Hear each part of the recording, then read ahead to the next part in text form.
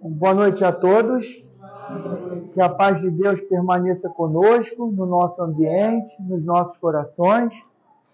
O nosso irmão Ricardo e o Cláudio vão cantar a música do Padre Germano, nosso mentor, para a gente preparar o ambiente para a nossa prece inicial.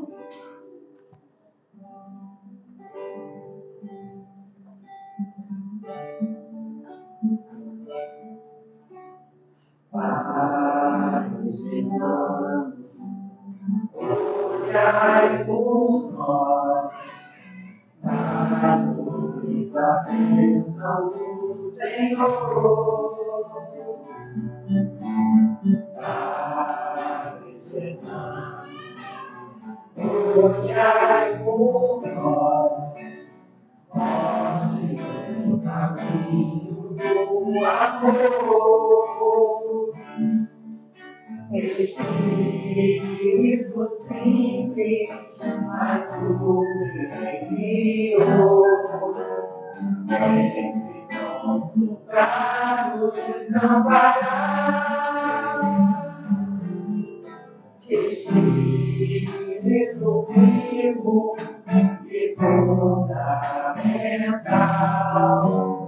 abre seu amor é imortal. Nosso SEAC é uma dádiva de luz e caridade, sempre em nome de Jesus. Padre Germano, nosso mentor, fonte de temor e de amor.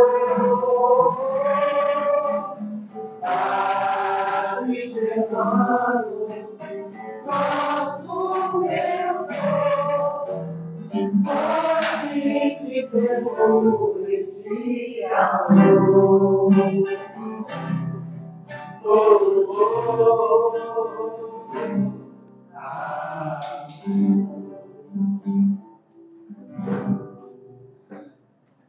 Obrigado, Ricardo. Obrigado, Cláudio. Vamos agora fazer a leitura de uma mensagem do livro Agenda Cristã, que foi psicografado pelo nosso querido Chico Xavier, o espírito André Luiz. E a mensagem diz assim: em seu benefício, não se agaste com o ignorante, certamente não dispõe ele das oportunidades que iluminaram o seu caminho. Evite aborrecimento com as pessoas fanatizadas. Permanecem no cárcere do exclusivismo e merecem compaixão como qualquer prisioneiro. Não se perturbe com o malcriado. O irmão intratável tem, na maioria das vezes, o fígado estragado e os nervos doentes. Ampare o companheiro inseguro. Talvez não possua o necessário quando você detém excessos. Não se zangue com o ingrato. Provavelmente é desorientado ou inexperiente. Ajude ao que erra. Seus pés pisam o mesmo chão. E se você tem possibilidade de corrigir, não tem direito de censurar. Desculpe o desertor. Ele é fraco e mais tarde voltará à lição. Auxilie o doente. Agradeça ao divino poder o equilíbrio que você está conservando para poder auxiliar. Esqueça o acusador. Ele não conhece o seu caso desde o princípio. Perdoe ao mal. A vida se encarregará dele. Então, meus irmãos, são pequenas lições, pequenas reflexões que nos trazem aqui um modo de bem viver.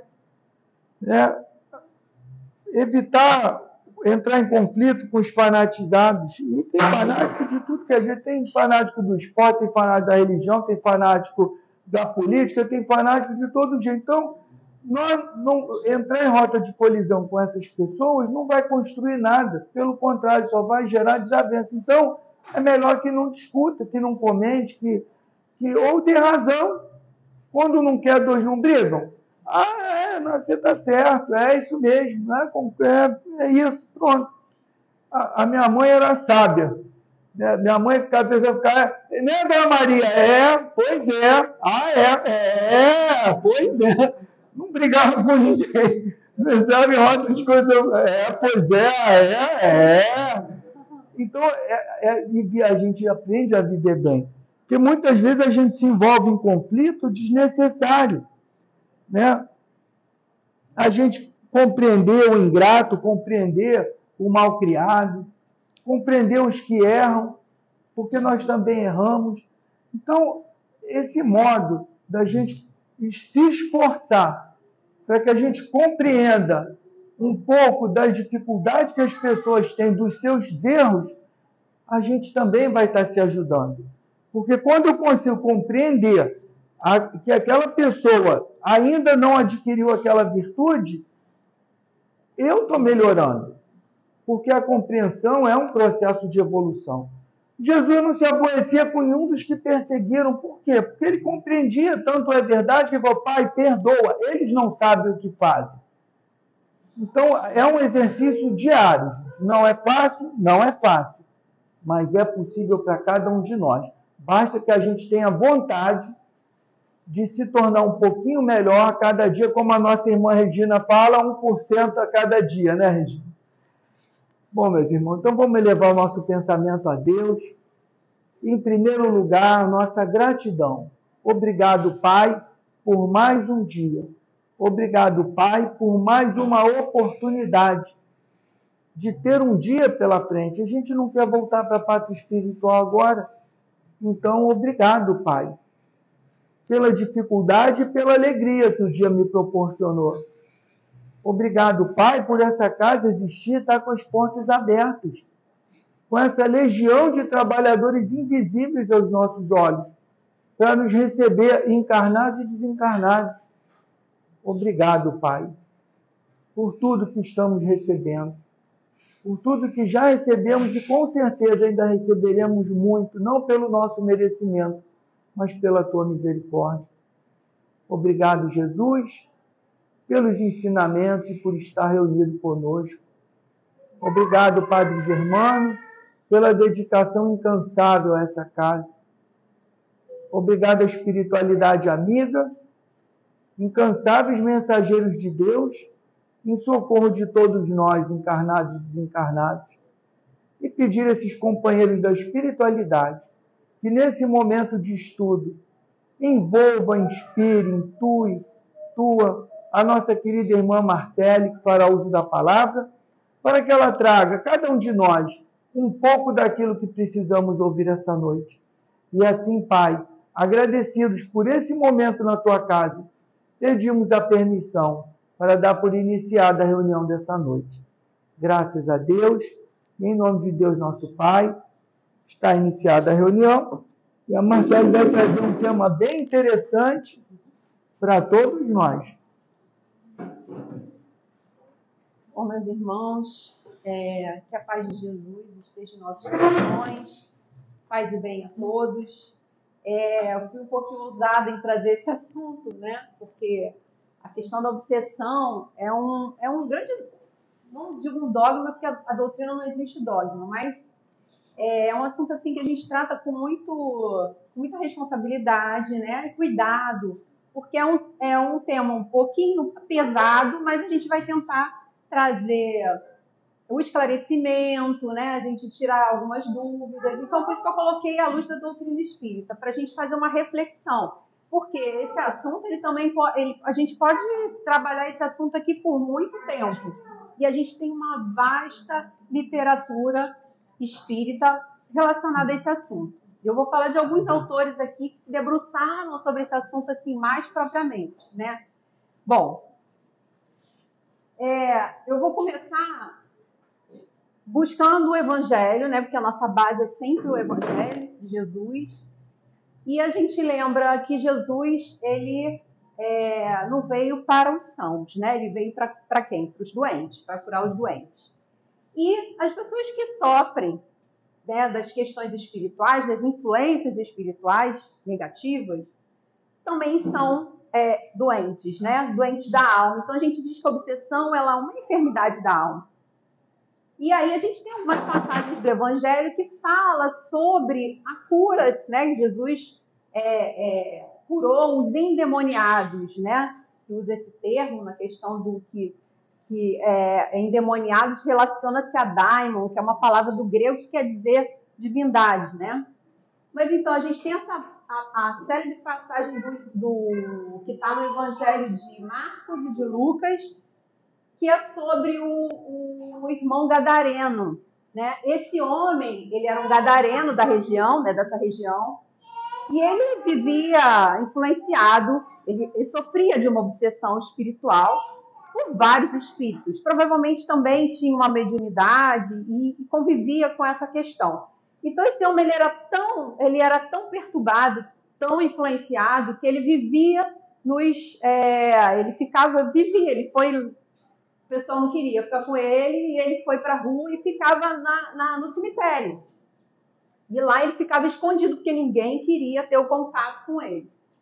Então essa história fala sobre um homem que era possuído por demônios, não eram uns, eram muitos, né, que vivia em sepulcros e não podia ser contido por correntes. Tudo se amarravam ele se arrebentava, tamanha era a força, né, dessa influência que ele sofria. Então quando Jesus chegou, esse homem chegou na cidade, era pequena, né? Então, esse homem soube, porque ele tinha momentos de lucidez e momentos de obsessão, assim, cruel, né? E ele correu em direção a Jesus, para Jesus ajudá-lo. Então, quando Jesus chegou, o homem correu para ele e o adorou. Jesus expulsou os demônios do homem e os enviou para uma manada de porcos. Essa é a célebre passagem, né? Que os espíritos saem. E essa região era uma região que eles tinham o hábito eles tinham cultivavam não, criação de porcos, né? O pessoal vivia da criação de porcos. Então, a gente sabe que o espírito ele não pode, né? O espírito não pode entrar no corpo do animal. Então, o que provavelmente aconteceu quando Jesus expulsa esses demônios, que não eram um, eram muitos, provavelmente o animal percebeu, né, aquela atmosfera e os animais saíram, e dizem que eles caíram no despenhadeiro. Então, o coitadinho do porco ficou com esse estigma, né? Porque o espírito entrou dentro dele. Mas, na verdade, não foi isso bem que aconteceu, né? Então, o homem foi curado e começou a pregar em Decápolis, né? Sobre as grandes coisas que Jesus havia feito por ele. E a outra passagem é a passagem do menino lunático, né? Que é encontrado também em Marcos e Lucas. E essa passagem é interessante porque, nessa época, os discípulos já estavam em duplas, né? Eles já saíam, já faziam as pregações também, faziam as curas, né? Mas esse era um problema que era o calcanhar de Aquiles dos discípulos, porque eles não conseguiam fazer isso. Não conseguiam tirar os espíritos, né, dessas pessoas. Então o pai desse menino já tinha ido até os discípulos e os discípulos não tinham conseguido ajudar o menino. E aí ele é levado, eles sabem que eles não conseguiram, né? Então eles levam o menino até Jesus. E aí o pai então pede a Jesus para curar. O menino não falava, o menino ele tinha convulsões, ele babava, tudo por uma influência espiritual. E aí os discípulos tentam expulsar, mas não conseguem. E aí é quando Jesus fala, até quando estarei entre vós, né? Porque eles não tinham a confiança, né, para fazer tirar os espíritos. Então Jesus cura o menino e diz que fala para eles que essa casta de espíritos só pode ser expulso com o quê? Jejum e oração. E aí, gente, o jejum que a gente deve compreender nesse caso não é o jejum da carne, não é o jejum de comida que faz o espírito sair. É o jejum o quê? Da moralidade, que é isso que a gente vai discutir um pouquinho aqui. Bom, a gente tem a gente buscando a codificação, a gente tem a célebre questão 459, né, que está na cabeça de todo mundo esse número. Se falar de qualquer questão, 459 não sai da nossa cabeça. Que é quando Kardec pergunta: os espíritos influem em nossos pensamentos e atos? Muito mais do que a gente imagina, de tal forma que são a ponto de que são eles que nos dirigem. Então, essa influência a gente sabe que existe, né? A nossa natureza, né, humana e espiritual nos permite essa aproximação com qualquer espírito. E essa influência pode ser boa, né, ou ruim. E aí a gente vai buscar agora a literatura espírita para a gente começar as reflexões. Então eu vou começar com o prefácio do livro da médium Sueli Caldas Schubert, pelo espírito de Manuel Filomeno de Miranda. Manuel Filomeno de Miranda, gente, é o papa da obsessão e desobsessão no meio espírita. Se vocês querem estudar profundamente o assunto, busquem as obras de Manuel Filomeno de Miranda, pela psicografia do Divaldo, pela psicografia da Sueli, né? E tem alguns outros. Porque Manuel, quando encarnado, já trabalhava com desobsessão nas casas de espírito. Então, quando ele desencarnou, ele se debruçou mais ainda sobre esse assunto. E aí, no prefácio desse livro, tem essa questão, problema de emergência. O problema da obsessão é cada vez mais grave, generalizando-se numa verdadeira epidemia, que assola as multidões engafiadas em lutas tiranizantes, empenhar-se para minimizar os efeitos danosos, socorrendo as criaturas, é tarefa de todos nós. Então, a gente sabe que nós evoluímos muito cientificamente, materialmente, tecnologicamente, mas moralmente, como é que nós estamos? Estamos ainda engatinhando. E a questão da gente saber da nossa questão espiritual também é muito importante, porque as pessoas vivem sem se dar conta de que é um ser espiritual, né? Hoje a gente está aqui com um corpo material, um corpo de carne, mas quando a gente morre, para onde isso vai? Para onde vai esse espírito? Ele fica num plano, né? Num outro plano da matéria, mas está próximo de nós. Então, por ser um problema de urgência para o qual estão todos convidados, especialmente os que se filiam às hostes do Espiritismo com Jesus, a tomarem conhecimento com as técnicas a respeito de tão grave enfermidade. Então, veja, como eu falei, a obsessão é um problema patológico. A gente vai ter uma enfermidade espiritual.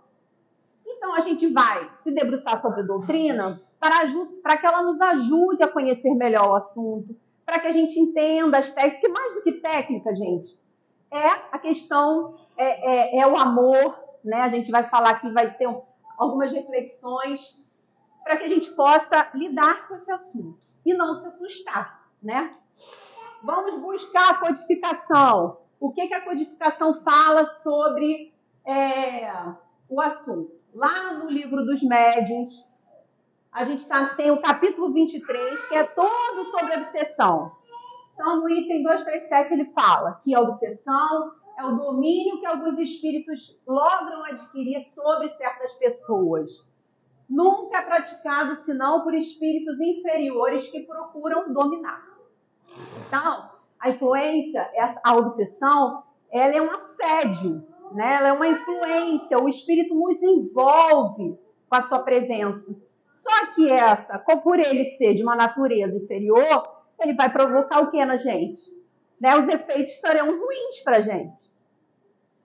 Bom, no Evangelho segundo o Espiritismo, a gente tem lá no final do Evangelho a parte das preces. E é interessante porque depois que Kardec codificou a doutrina, né, teve os primeiros livros, ele começou a trocar cartas, né, com as pessoas que começaram a simpatizar pela doutrina, porque a doutrina não se instituiu como religião, né? E aí as pessoas escreviam cartas pedindo para ele, que tinham dificuldade, agora que conheciam a doutrina, como é que elas iam orar? Né? Porque existiam as religiões tradicionais, a religião tradicional, que era o cristianismo, e existiam aquelas orações tradicionais. Então as pessoas ficavam, como é que vai ser a oração agora? E aí Kardec, como um grande professor, uma pessoa extremamente didática, o que ele fez?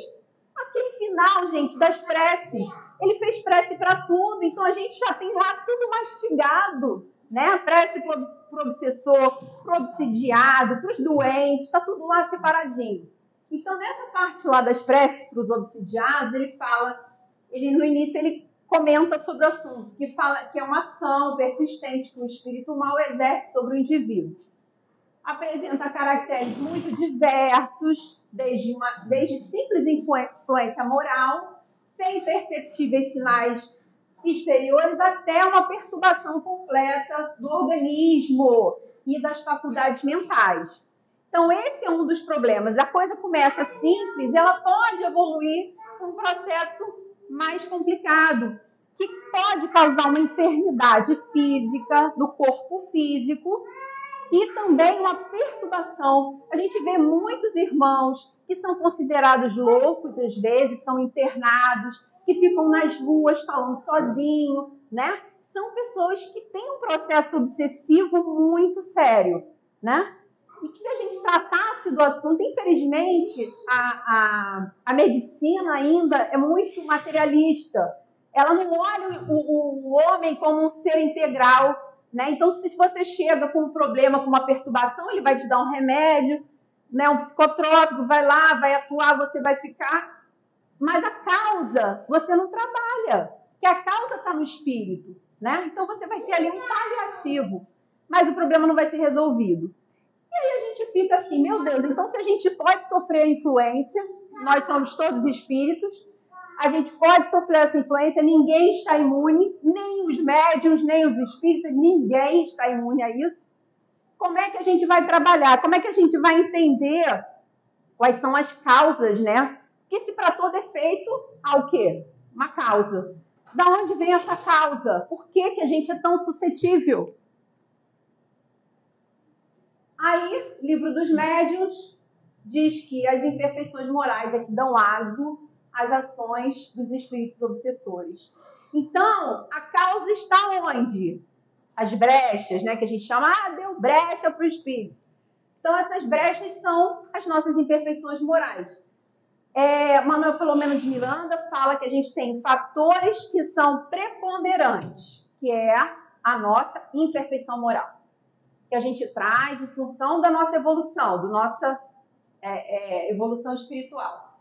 Então, todos aqueles sentimentos, né, viciações, maledicência, pessimismo, medo, tristeza, tudo isso, irritação, tudo isso são brechas que vai nos conectar a esses espíritos.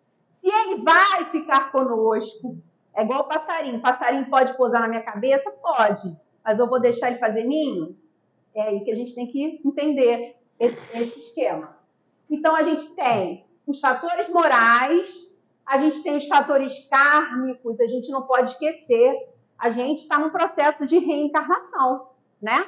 A gente ainda não é espírito perfeito, a gente ainda é um espírito imperfeito, a gente ainda precisa desse processo de humanização, de reencarnação, em mundos ainda imperfeitos como o nosso, né? De provas e expiações.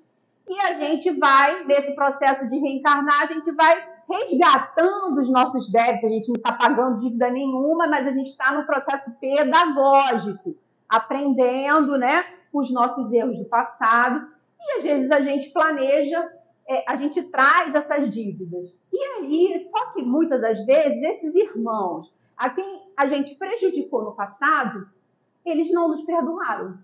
Né? A gente pode ter reencarnado, mas eles podem ter ficado, né, lá na erraticidade, no plano espiritual, sem nos ter dado perdão. E isso é que também é uma conexão que acontece com a gente, no caso das questões kármicas, que esse espírito ele vai querer se vingar da gente, e ele vai procurar a gente.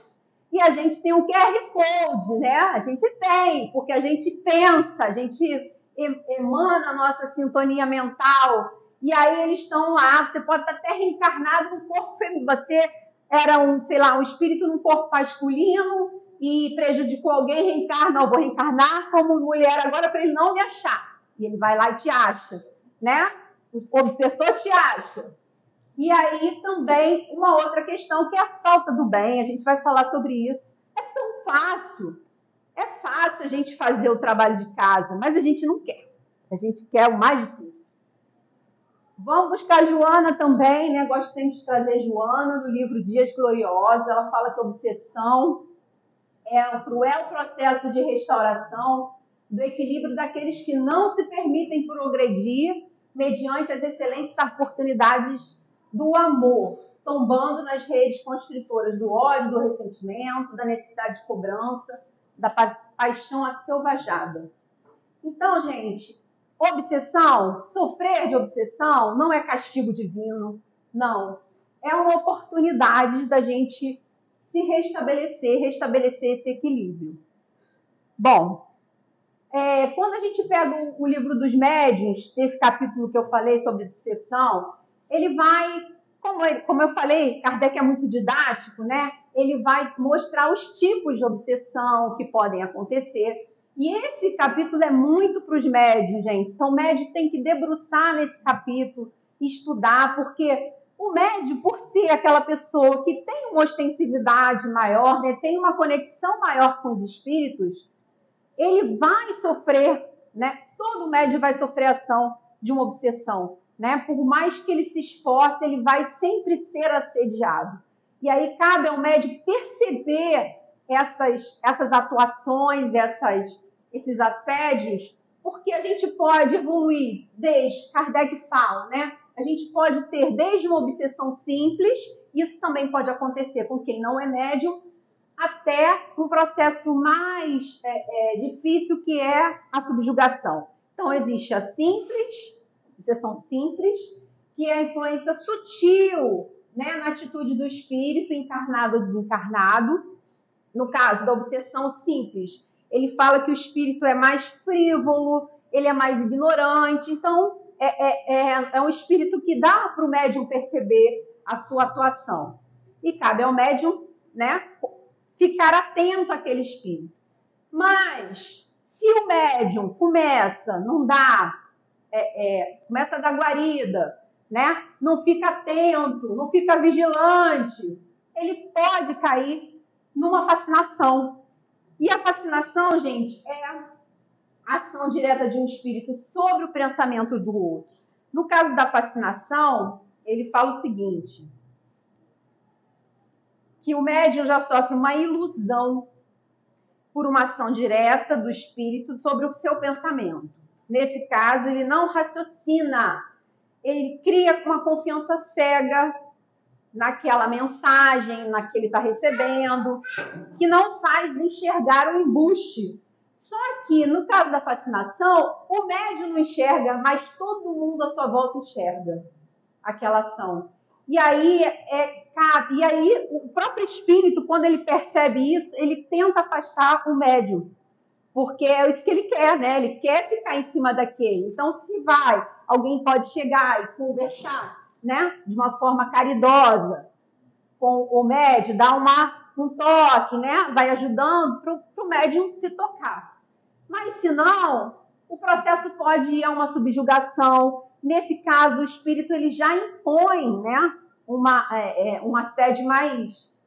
É uma paralisação através da ação mental, que se determina sobre a vontade do outro. Então, o espírito ele pode até dominar o corpo do médium, né, ou do não médium, e aí ele faz movimentos involuntários, como a gente vê da pessoa, às vezes, na rua, falando sozinha, fazendo gesticulações, né? Mas só que o problema da subjugação, Kardec fala, é o seguinte, que o espírito, aquele que está sofrendo a subjugação, ele não tem o domínio do seu corpo, ele perde esse domínio, mas ele está consciente de que o espírito está fazendo tudo com ele.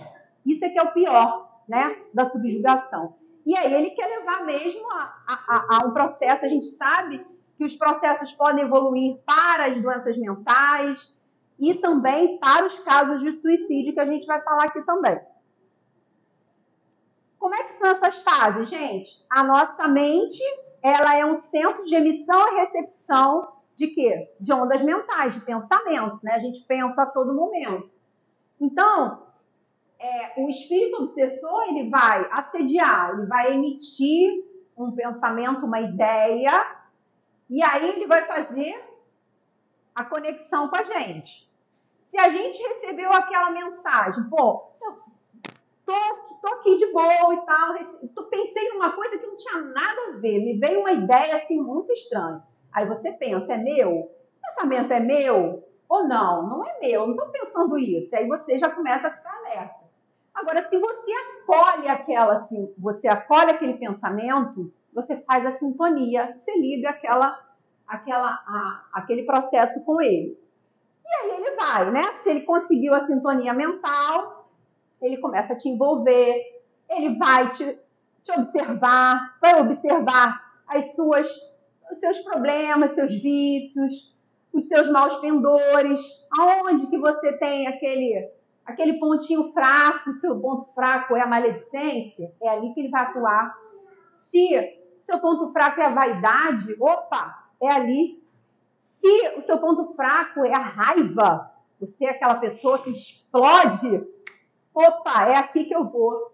E aí ele vai. Se você é propenso aos vícios, né, das bebidas, das drogas, tudo isso esses irmãos utilizam, envolvem essa pessoa para quê, gente? Porque ele está desencarnado. Ele já não tem mais um corpo. Quando ele desencarna e ele não quer, né, evoluir, ele quer ficar do jeito que ele estava, né? Porque ainda desencarnado a gente tem o livre-arbítrio. Se não quer ser ajudado, ele fica, né, por aí, vagando, né, se aproveitando dos encarnados. Se ele gostava de beber, ele vai beber com alguém.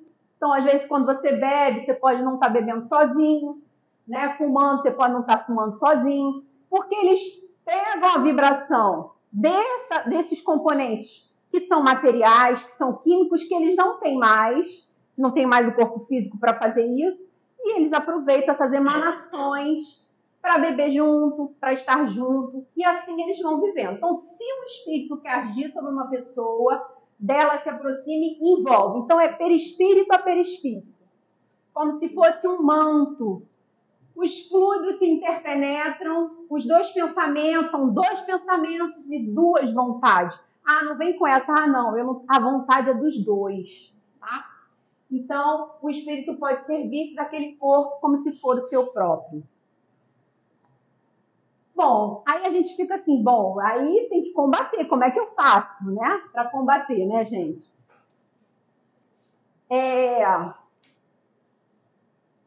Primeiro, a gente tem que reconhecer que a vida espiritual ela existe, né? Porque não dá para imaginar que isso tudo aconteça se você não entender o que é uma vida espiritual, o que nós somos, o que a gente está fazendo aqui, né? A gente precisa entender isso. Depois se conhecer suas falhas, suas imperfeições. É isso que a gente vem fazer aqui, né? Toda terça e quinta a gente vem ouvir. A gente tem se esforçado, porque esse é o objetivo, né? Dos que entram para o espiritismo. A gente não é santo, a gente sabe que longe a gente está de ser santo, a gente tem muito defeito, mas a gente está se conhecendo, a gente sabe os nossos pontos fracos, a gente está tentando melhorar. E aí, por aí que a gente vai, né? É aí que, nesse ponto, é que a gente vai quebrar os obsessores, porque eles não são tão piores do que a gente, né? Eles só estão sem um corpo de carne. E eles precisam também da terapia do amor. A gente vai falar sobre isso mais à frente. E lembrando, né, a frase de Jesus que está lá em Marcos 13:33, do vigiai e orai. Só que lá está escrito olhai, a gente sempre fala vigiai e orai, mas lá está escrito olhai, vigiai e orai. Olha só a sequência. Antes de eu vigiar, eu tenho que olhar. Olhar aonde? Dentro e à nossa volta, para a gente também ficar atento. Depois vigiar e depois orar. E lembrando sempre que não há um arrastamento que seja irresistível, né? Ah, não, eu fui levada pelo... Não. A gente abre, a gente pensa sempre tanto em segurança, né, na vida. Ah, eu tenho, né, eu tranco a porta da minha casa, né, eu tenho que ter tudo seguro, mas a gente não tem segurança espiritual. A gente abre as portas da nossa casa, abre as nossas portas mentais para o obsessor. A gente abre, a gente chama ele para dentro da nossa casa para dormir com a gente, né? E depois, o que a gente quer fazer? Aí vem para casa espírita, né? Aí a casa espírita que tem que dar o jeito. Não, Vamos reflexionar, gente. Então não há um arrastamento que seja irresistível. A nossa vontade, ela é soberana. Bom, terapia desobsessiva. Na casa espírita, a gente tem a forma de conduzir, né? Existem as sessões desobsessivas, né? Que são os médios trabalham essas questões mais de obsessões graves, né? Desses problemas de obsessão kármica e tal. E esses espíritos são trazidos para cá amorosamente. A gente tem que pensar que existe um livro do Manuel Filomeno de Miranda que é Grilhões Partidos. Nenhum médium pode desencarnar sem ler esse livro. Porque nesse livro, Grilhões Partidos, Manuel Filomeno de Miranda, ele fala como que deve se portar, como é que é o trabalho dos médiums, como é que deve ser esse grupo da desobsessão, como é que deve ser esse trabalho para receber esses espíritos. E a gente tem que pensar que não é só afastar o obsessor. Ele é um irmão que precisa também ser tratado, ser amparado, ser perdoado, né? Tem que dar o perdão, também tem que receber. Então, a gente tem que lembrar sempre que não há castigo na pedagogia divina, sempre a lei de causa e efeito. Mas o trabalho no bem, ele é primordial. Acima de tudo, a gente tem que fazer a nossa reforma moral, mas a gente também tem que trabalhar no bem. E aí eu lembro sempre do exemplo do Divaldo. Todo mundo já deve ter visto o filme do Divaldo, deve lembrar daquele obsessor cruel que ele tinha desde a infância, desde a adolescência, que era o chamado Máscara de Ferro. E na verdade, ele é um sacerdote, ele o via como um sacerdote romano desde a sua adolescência, e ele sempre apareceu para o Divaldo de uma forma assim, bem, com um espírito muito fechado, né? Sempre com muita raiva, né? E o Divaldo sempre olhava ele com muito medo. E aí ele sempre atuou no Divaldo, atrapalhando a vida do Divaldo. Existe uma cena, na cena do filme eles modificaram um pouquinho, mas ele atuava tão fortemente no Divaldo que ele quase foi levado ao suicídio pela ação insidiosa desse espírito.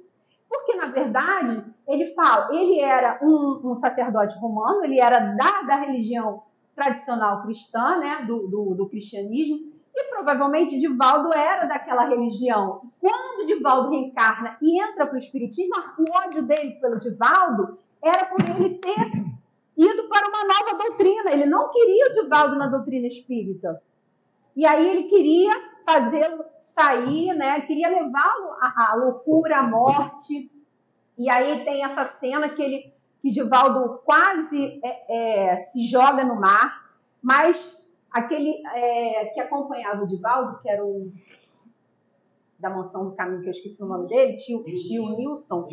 Tio Nilson observou a cena e ficou orando e tal, mas ele não intercedeu, porque ele viu que o Divaldo estava num processo de hipnose mesmo. Ele ia se jogar no mar. E aí ele orou, então o Divaldo acorda, quando a onda bate nele, ele desperta, e aí ele consegue tirar ele do mar e tal, e aí ele não chega, né, às vias de fato. E aí ele ficou insistindo. O Divaldo tem várias situações que ele teve uma vez que ele ele se virou, teve uma pessoa que bateu no ombro dele, ele se virou, quando foi, a pessoa deu um soco na cara dele. Tudo por ação desse espírito. O espírito influenciava as pessoas para agredi-lo fisicamente, né? E uma vez que ele foi numa sessão de desobsessão lá com o Chico Xavier, o espírito desse homem, o Chico recebeu. E aí ele falou, ele deu detalhes, no dia tal, você tomou esse tapa não sei aonde, falava tudinho. E aí era ele, aí, direto em cima dele. Até que esse obsessor, como é que ele foi resgatado? Como é que ele conseguiu? Como é que Divaldo se livra dele? Quando o espírito da mãe desse obsessor foi deixado, reencarna, né? E foi deixado como uma criança órfã na porta da Mansão do Caminho. E aí Divaldo pega aquela criança. Naquele dia ele fala, nesse dia eu conheci o amor de Jesus. Porque ele pegou a criança, cuidou, né? E adotou a menina que era mãe do obsessor. A partir dali, aquele obsessor, ele se livrou daquele obsessor. Então foi o quê? A terapia do amor, né? Eles nos observam, eles estão vendo as nossas ações. Então, mais do que a gente não engana ninguém, né? Os espíritos, muito menos. Eles sabem das nossas atitudes, do que a gente faz de bom. Isso quebra eles. Terapia do auto-perdão, porque uma questão que os espíritos falam muito quando a gente tem dívidas kármicas, muitas das vezes a gente se arrepende do que fez. Aquela pessoa pode não ter nos perdoado. Mas a gente esculpe no nosso psiquismo a culpa.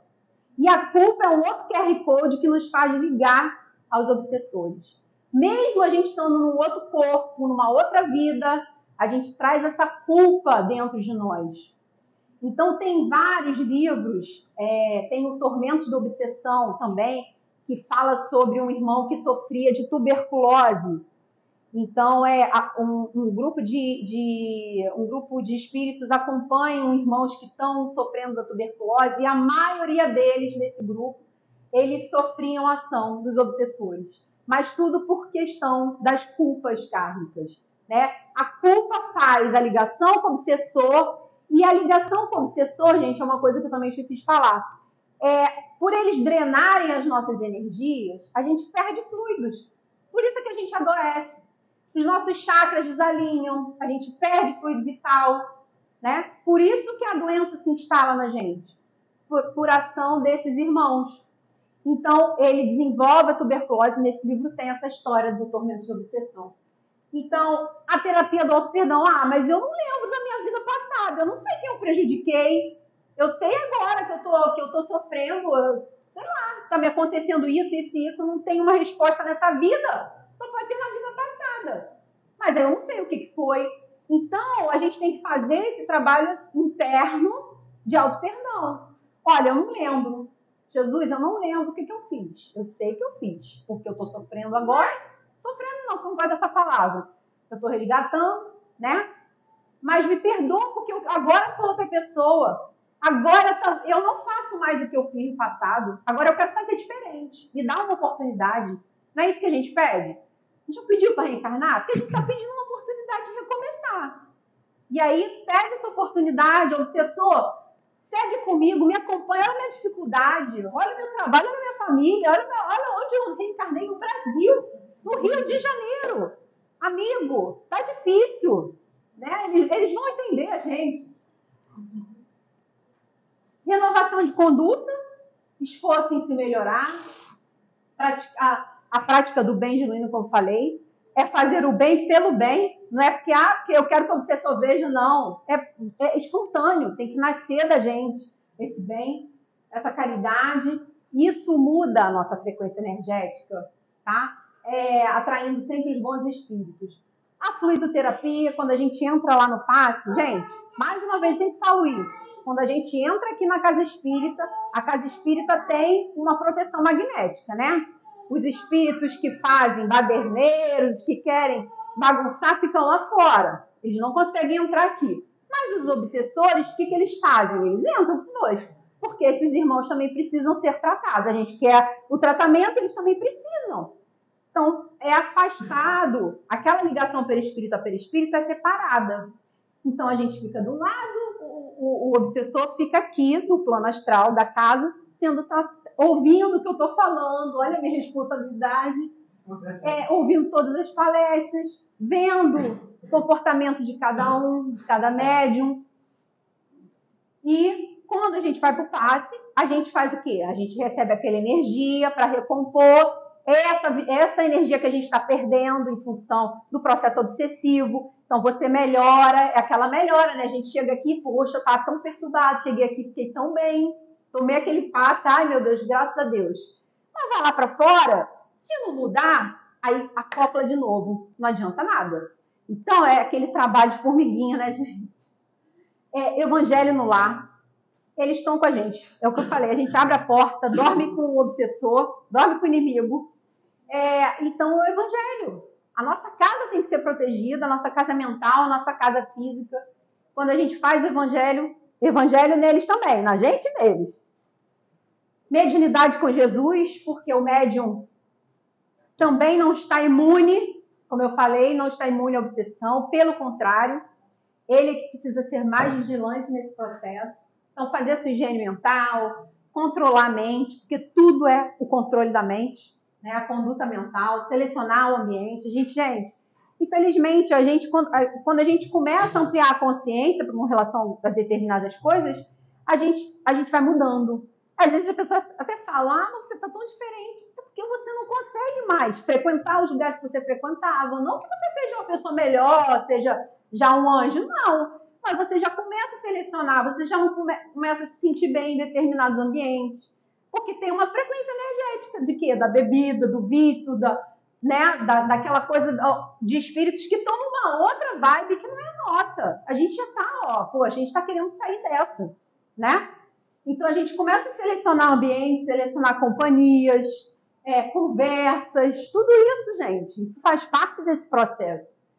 Entender que a gente tem essa falibilidade, as artimanhas, gente, obsessor, alguns são muito inteligentes, eles têm artimanhas, então a gente não pode ser ingênuo nisso.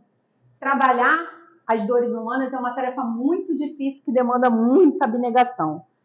Auxílio fraterno aos obsessores e obsidiados é uma tarefa da Casa Espírita, como eu falei, então o trabalho de obsessão, ela é feito com os médiuns, mas também com a casa, né?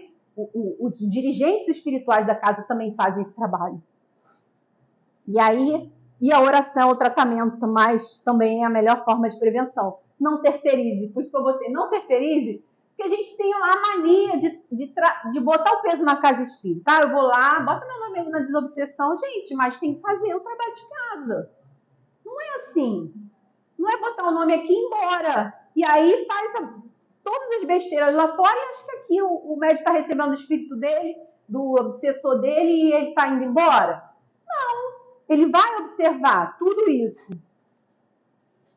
Então, o tratamento aos obsessores as entidades espirituais ignorantes e infortunadas adquirem nova luz e roteiro nas casas de amor que o espiritismo cristão institui, vencendo preconceitos, percalços de vulto. O tratamento de obsessões, portanto, não é um trabalho excêntrico, né?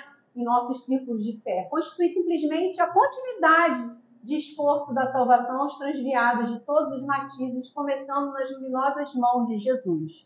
Né? Jesus não fez isso lá no passado? A gente continua fazendo aqui na Casa Espírita. E aí, olha aí, só para a gente finalizar, tem esse livro também é muito bom. Tem na casa, tem Dramas da Obsessão. O livro pelo espírito da espírito do Dr. Bezerra de Menezes, pela mediunidade de Ivone Pereira do Amaral. Tem o caso Leonel, que é muito interessante para a gente ver do nosso compromisso espírita. O caso Leonel foi o seguinte, foi um caso de obsessão coletiva no sentido da família do Leonel, durante 400 anos. Leonel, ele no passado, ele era um frei da época da Inquisição. E esse frei, que depois reencarna como Leonel, que eu esqueci o nome do frei, ele perseguiu uma família de judeus, era o pai e 3 filhos. E aí ele perseguiu junto com outros espíritos, que depois ele vai receber como filhos, são 10, e que seria a esposa dele, que era uma condessa. Então, esse grupo de 12 espíritos, contando com ele, eles deduraram esse judeu ao Tribunal da Inquisição, e aí eles foram perseguidos, foram obrigados a mudar de religião, né? de se tornarem católicos, e mudaram até o nome. Eles eram muito ricos e eles pegaram o dinheiro dele todo. Então a família ela foi assim tripudiada por esse grupo de espíritos, né?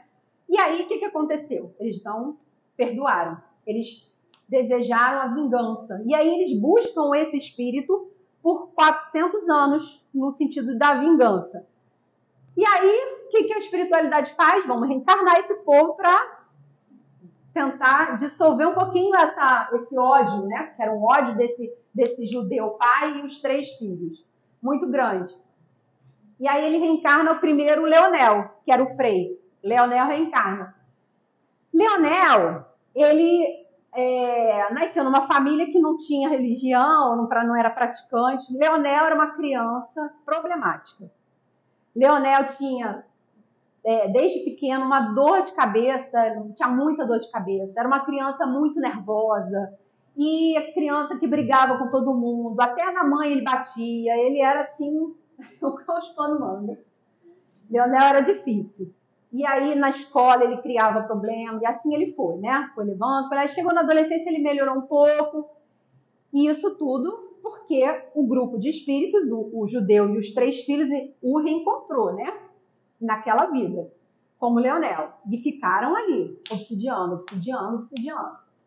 Ele, quando chegou na idade da adolescência e tal, ele estudou e tal, se formou em contador, mas ele tinha um vício. O vício dele era o jogo, era relacionado ao dinheiro. E aí ele começa a jogar. Ele jogava, né? Jogava e perdia muito dinheiro. Ele trabalhava, ganhava dinheiro e perdia o dinheiro. Até que ele chegou a casar. Ele casou com essa tal, que foi a condessa, né? Que ajudou a perseguir a família. Recebeu ela como esposa.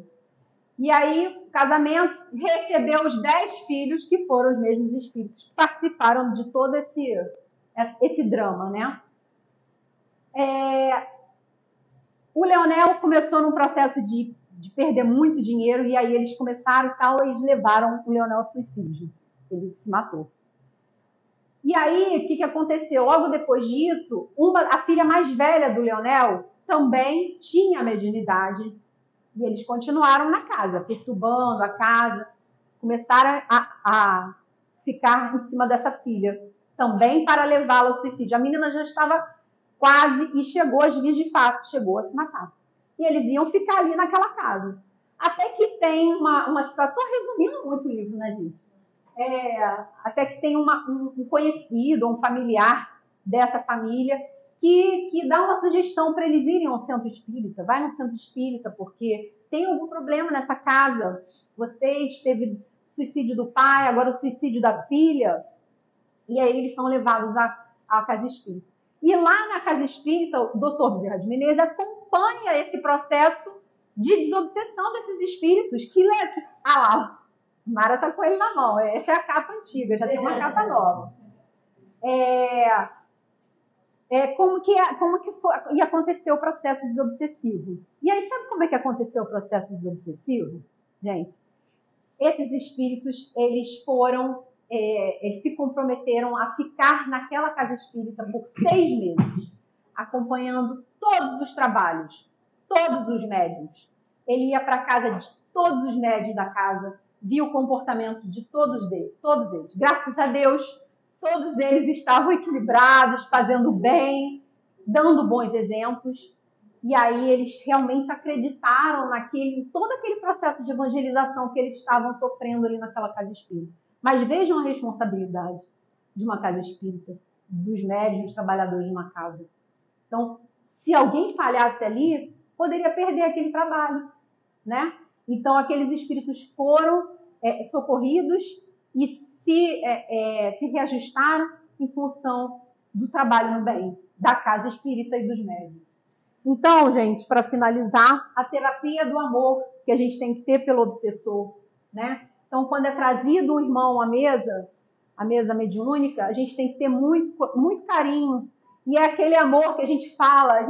No português, a gente é pobre nesse sentido. O português é tão rico em palavras, né? Mas para a palavra amor, a gente só tem uma. O grego, por exemplo, ele tem 3 palavras para amor. Tem o amor eros, o amor filia e o amor ágape. Né? Já ouviram falar no amor ágape? Que é aquele amor. O eros é aquele amor da coisa carnal, né? O filia já é um amor mais de família, de filho, né? Mas ainda é um amor egoísta, E o ágape é aquele amor incondicional, que é o amor que a gente quer ter igual ao de Jesus, né? Que a gente não vê a quem que nasce dentro da gente. E aí, fazendo spoiler do filme, vamos ver o filme dos Mensageiros. Uma das frases lá do Aniceto ele fala assim, gente, na dúvida, ame sempre, mas amar não é esse amor que a gente conhece, é um outro tipo de amor, né? Que nasce dessa coisa incondicional, da gente não olhar o defeito, não ficar julgando, né? É muito superior, que a gente está no caminho. Então, é esse o trabalho que a gente tem que ter com esses irmãos obsessores também. Bom, é isso, gente. Espero que vocês tenham...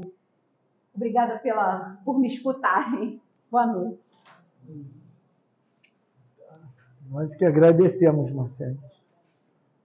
Trazer um tema tão importante para todos nós. Bom, para os nossos irmãos que vão ficar em casa, que vão assistir, né, que continuem com a paz de Deus, com fé e confiança.